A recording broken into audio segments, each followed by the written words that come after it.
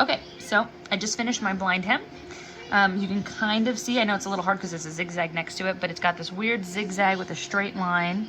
And if I come, I'm not gonna wear my pants like this, so I would push this away so I could take this to the iron, and I could press this flat again. And you can kind of see, I kind of did it so you could see the black stitches. Some of these are great. That one's almost invisible, this one's totally invisible, this one's almost invisible. Because they're black, you can see these little small ones, but that's on purpose so that you guys can kind of see it.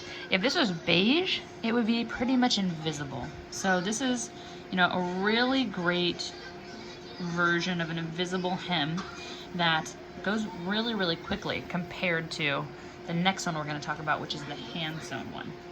I'm going to give this blind hem a good little press real quickly, just because I want you guys to see how it would actually kind of turn out. And again, if it wasn't for like the bigger, larger ones, it's, you know, really hard to see, and it's black thread. So this is a really great one. Okay, so this one is going to be a hand sewn hem. So what you're gonna need is you're gonna need a sharp or some type of a hand needle. Again, I just use these cases of like assorted needles because there's always sharps in these. So I'm just gonna open this up, and I prefer one with kind of a larger eye, so I'm just gonna get one with a bigger eye, especially for demos. So I'm gonna get one with a larger eye. I'm gonna close this up and be really careful with it. I'm gonna take, I don't know, about 18 inches of thread from my spool. So I'm just gonna pull that from my machine, and I'm only gonna take about 18 inches at the most of thread. Okay. And what I also have out is my beeswax. If you purchase beeswax, this is a great time to use it. If you didn't, you don't have to use it. No big deal.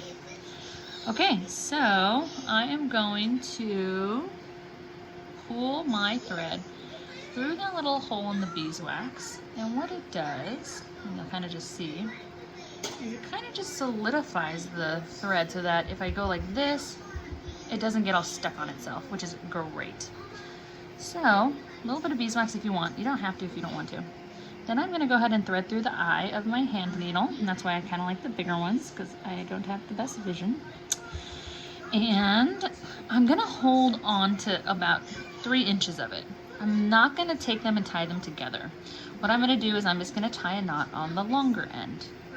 The reason for that is because you only double up your hand sewing thread if you're applying a closure. So if you were sewing on, let's say like a button, then you would want to double up your thread. If you were sewing on a snap, definitely double up your thread. But if you're simply doing something like a hem, you don't need to double it up. It actually makes it more bulky, and it's unnecessary. It doesn't require that much strength. A closure does require strength. So again, if you're doing a closure, double it up. If you're not, don't. So I have my single thickness of thread. I have a knot on the end, and I cut it nice and short. And what I'm going to do is I'm going to place a couple more pins in this, just because, maybe just one more pin right here, because I'm going to take this one out right away and move it over. Okay, so what I want to do, I'm going to use my right hand to do this. If you're left-handed and want me to left-hand it, I can do that at the end perhaps.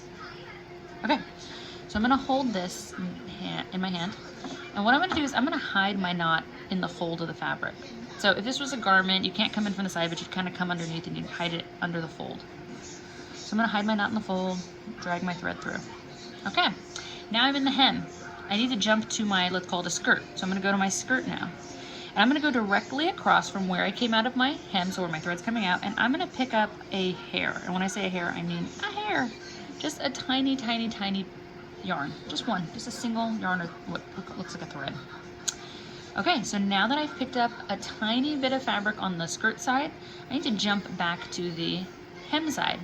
And we call this a slip stitch because we simply slip our needle about 1/4 of an inch away. So I'm not going directly over, but I'm going to skip about 1/4 of an inch.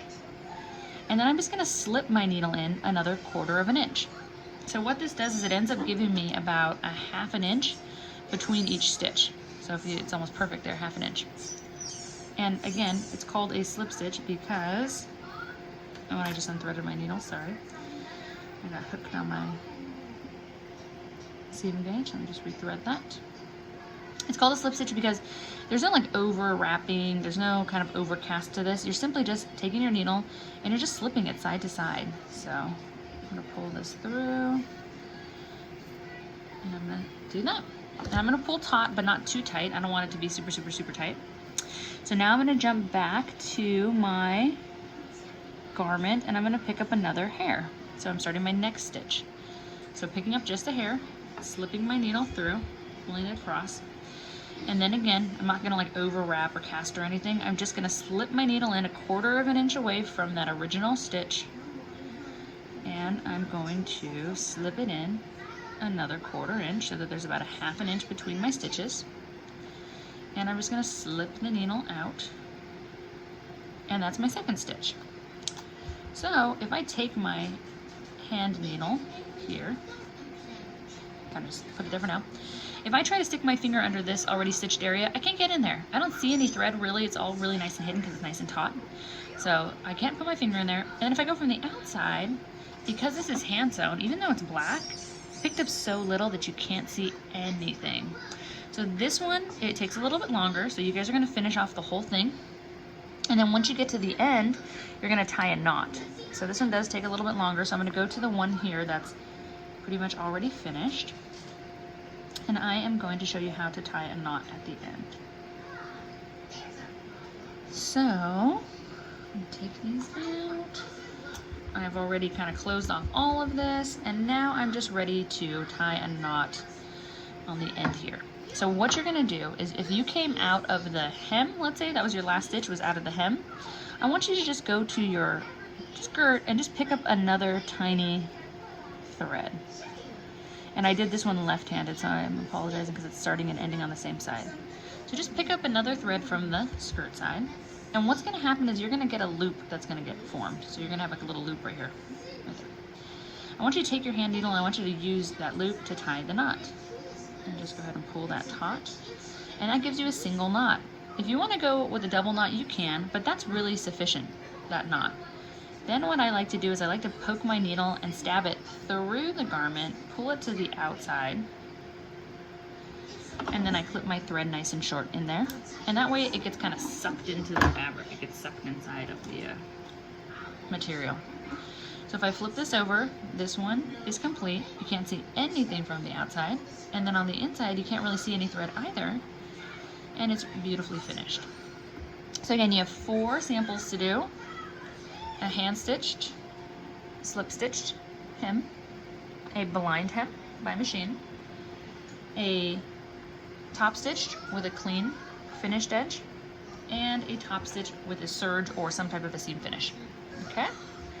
Please take a picture of the back and a picture of the front for all of these pieces.